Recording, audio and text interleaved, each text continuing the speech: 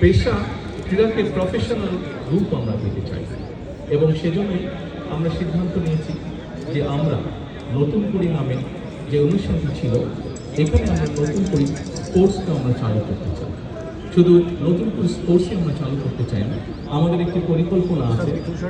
বাংলাদেশের প্রত্যেকটি এই ক্রীড়া দেশের জন্য যেরকম সম্মান বয়ে আনতে পারে, এই ক্রীড়া আমাদের মধ্যে সুন্দরভাবে বন্ধুত্বের ভ্রাতৃত্বের বন্ধন তৈরি করতে সক্ষম বলে আমি বিশ্বাস। আবার সকলকে স্বাধীনতা দিবসের শুভেচ্ছা জানিয়ে এবং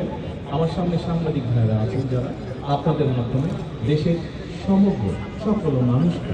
দেশবাসীকে আমার স্বাধীনতা দিবসের শুভেচ্ছা জানিয়ে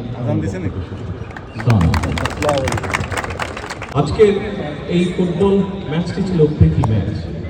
তবে এখানে আপনারা যারা উপস্থিত আছেন আপনাদের কম বেশি সকলেরই ধারণা যে আমরা আমাদের সরকার এবং কিছুদিন আগে বাংলাদেশে যেই প্রত্যাশিত নির্বাচনটি অনুষ্ঠিত হয়েছে সেই নির্বাচনে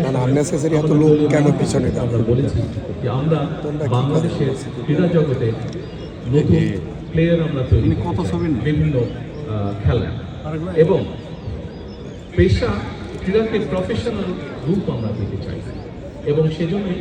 আমরা সিদ্ধান্ত নিয়েছি যে আমরা নতুন কুড়ি নামে যে অনুষ্ঠানটি ছিল এখানে আমরা নতুন করে স্পোর্টসকে আমরা চালু করতে চাই।